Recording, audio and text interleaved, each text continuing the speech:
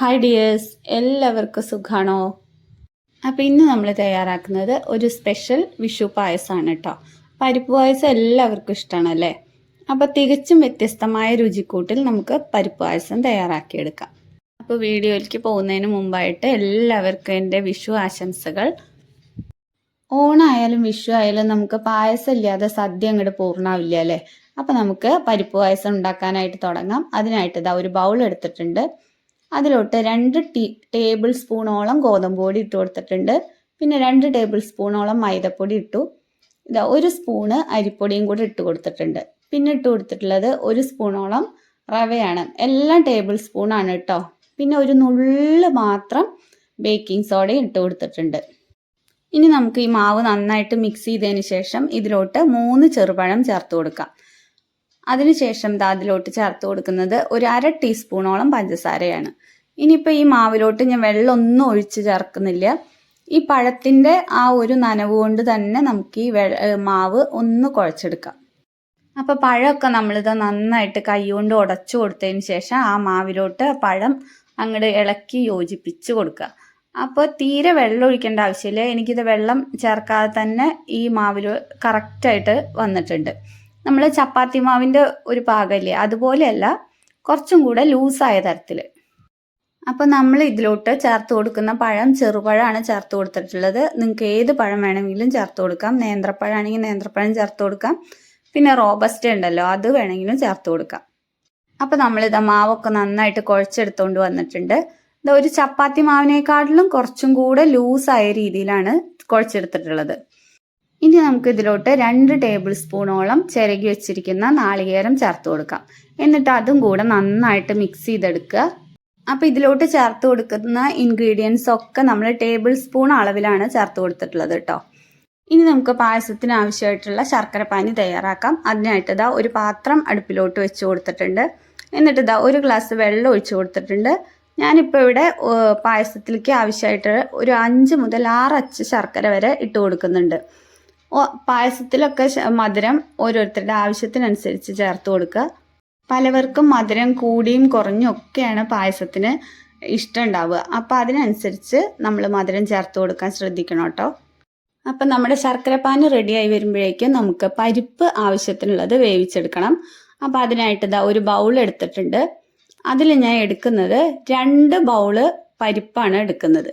അപ്പോൾ ഈ ചെറിയ ബൗളിന് 2 ബൗള് പരിപ്പാണ് എടുക്കുന്നത്.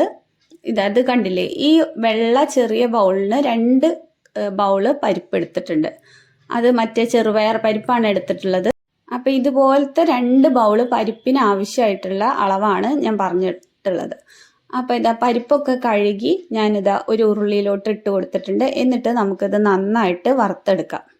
അപ്പോൾ പരിപ്പ് പായസമൊക്കെ തയ്യാറാക്കുന്നതിനായിട്ട് നമുക്ക് ചുവട് കട്ടിയുള്ള പാത്രം തന്നെ ഉപയോഗിക്കാൻ ശ്രദ്ധിക്കണം കേട്ടോ.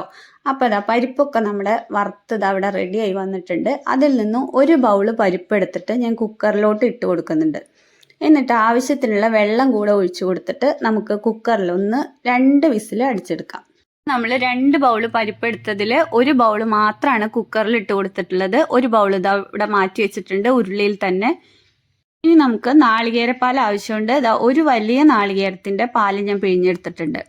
അപ്പോൾ ഈ നാളികേരത്തിൽ നിന്ന് ചിരകിയതെന്ന് തന്നെയാണ് 2 സ്പൂണ് നമ്മൾ മാവ് തയ്യാറാക്കിയപ്പോഴും എടുത്തിട്ടുള്ളത്. മൊത്തത്തിലാണ് 1 നാളികേരം കേട്ടോ.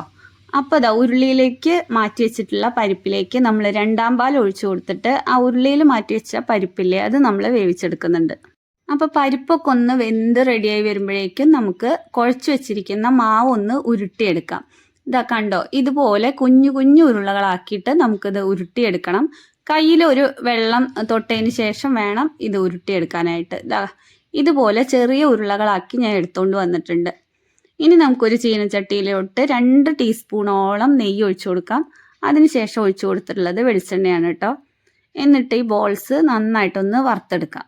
അപ്പോൾ വെളിച്ചെണ്ണയ്ക്ക് പകരം നിങ്ങൾക്ക് ഫുള്ളും നെയ്യിൽ തന്നെ ഈ ബോൾസ് വറുത്തെടുക്കാം കേട്ടോ. ഞാനിപ്പോൾ 2 ടീസ്പൂണോളം നെയ്യ് മാത്രമേ ഒഴിച്ചു കൊടുത്തിട്ടുള്ളൂ. ഇതെന്നിട്ട് അതിലോട്ട് ബോൾ ഇട്ട് കൊടുക്കുന്നുണ്ട്.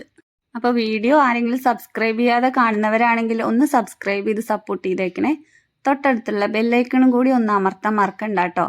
പിന്നെ ലൈക്കും ഷെയറും കമൻറ്റും ഒന്നും ആരും ചെയ്യാൻ മറന്നു പോകരുതേ. അപ്പം നമ്മുടെ ബോൾസ് ഒക്കെ ഇട്ട് കൊടുത്തിട്ടുണ്ട്. എന്നിട്ട് ഒരു ഭാഗം മുരിഞ്ഞു വന്നപ്പോൾ ഞാനിത് തിരിച്ചിട്ട് കൊടുക്കുന്നുണ്ട്. നമ്മൾ ഈ ബോൾസ് എണ്ണയിൽ ഇട്ട് കൊടുത്തതിന് ശേഷം മീഡിയം ഫ്ലെയിമിലോട്ട് മാറ്റി കൊടുക്കണം. എന്നിട്ട് വേണം ഇത് ബ്രൗൺ കളർ ആവുന്നത് വരെ നമുക്ക് വറുത്തെടുക്കാനായിട്ട്. അപ്പോൾ നമ്മുടെ ബോൾസ് ഒക്കെ ഇവിടെ റെഡി ആയി വന്നിട്ടുണ്ട്. ഇനി നമുക്കിത് എണ്ണയിൽ നിന്നൊന്ന് കോരി മാറ്റാം. അതിനുശേഷം നമ്മുടെ കുക്കറിലോട്ട് മാറ്റി വെച്ചിട്ടുള്ള പരിപ്പ് വെന്ത് റെഡിയായി വന്നിട്ടുണ്ട്. ഇനി നമുക്ക് അതും കൂടെ ഈ ഉരുളിയിലോട്ട് ചേർത്ത് കൊടുക്കണം. അപ്പം നമുക്ക് പായസത്തിൽ ഇടയ്ക്ക് ഒന്ന് പരിപ്പ് കടിക്കുകയും ചെയ്യും, പിന്നെ കൊഴുപ്പും കിട്ടും. നമ്മൾ കുക്കറിലോട്ട് വേവിച്ചത് കാരണം പരിപ്പ് പായസത്തിന് കൊഴുപ്പും കിട്ടും. അതിനാണ് നമ്മളിത് 2 തരത്തിൽ പരിപ്പ് വേവിച്ചെടുക്കുന്നത്. എന്നിട്ട് നമ്മൾ നന്നായിട്ട് മിക്സ് ചെയ്ത് കൊടുക്കുന്നുണ്ട്. ഇതിനി നമുക്ക് 1-2 മിനിറ്റ് നേരം തിളപ്പിച്ചെടുക്കാം. അതൊന്ന് തിളച്ച് വരുമ്പോഴേക്കും നമുക്ക് നമ്മുടെ ശർക്കര പാനി റെഡി ആയത് ഒന്ന് അരിച്ചിട്ട് നമ്മൾ പരിപ്പ് വേവിച്ചില്ലേ അതേ കുക്കറിലോട്ട് ഒന്ന് ഒഴിച്ചു കൊടുത്തതിന് ശേഷം അതിൽ നമ്മൾ തയ്യാറാക്കി വെച്ചിരിക്കുന്ന ബോൾസ് ഇട്ടിട്ട് ഒന്ന് തിളപ്പിക്കണം. ഒരു 5-10 മിനിറ്റ് നേരം ആ ബോൾസ് ശർക്കര പാനിയിൽ കിടന്ന് തിളച്ച് വേവട്ടെ. ബോൾസൊക്കെ ഇതുപോലെ തിളച്ച് വെന്ത് വന്നിട്ടുണ്ട്. ഇനി നമുക്കത് പരിപ്പിലോട്ട് ചേർത്ത് കൊടുക്കാം. നമ്മുടെ ബോൾസ് ഒക്കെ ചേർത്ത് കൊടുത്തതിന് ശേഷം പായസമൊക്കെ 2-3 മിനിറ്റ് ഒന്ന് തിളച്ച് ഒന്ന് കുറുകി ഒക്കെ ഒന്ന് വന്നപ്പോൾ ഞാനിതാ 1-ാം പാലും കൂടെ ചേർത്ത് കൊടുത്തിട്ട് നന്നായിട്ട് മിക്സ് ചെയ്ത് കൊടുക്കുന്നുണ്ട്. എന്നിട്ട് ഒരു തള വരാൻ തുടങ്ങിയപ്പോഴേക്കും ഞാൻ സ്റ്റവ് ഓഫ് ചെയ്ത് കൊടുത്തിട്ടുണ്ട്. അപ്പം നമ്മുടെ പരിപ്പ് പായസത്തിലോട്ട് ഇനി നമുക്ക് 2 ഏലക്കായ പൊടിച്ചതും കൂടെ ചേർത്ത് കൊടുക്കാം. അപ്പം നമ്മളിതാ ഏലക്കായ പൊടിച്ചതും കൂടെ ചേർത്ത് കൊടുത്തിട്ട് നന്നായിട്ട് മിക്സ് ചെയ്ത് കൊടുക്കുന്നുണ്ട്.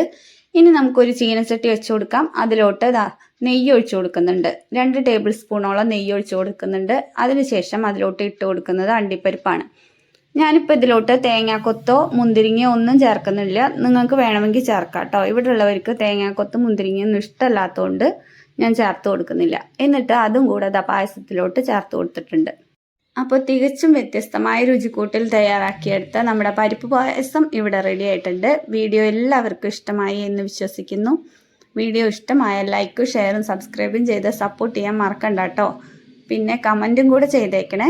അപ്പോൾ എല്ലാവർക്കും ഒരിക്കൽ കൂടി വിഷു ആശംസകൾ. വീണ്ടും അടുത്ത വീഡിയോയിൽ കാണാം. താങ്ക്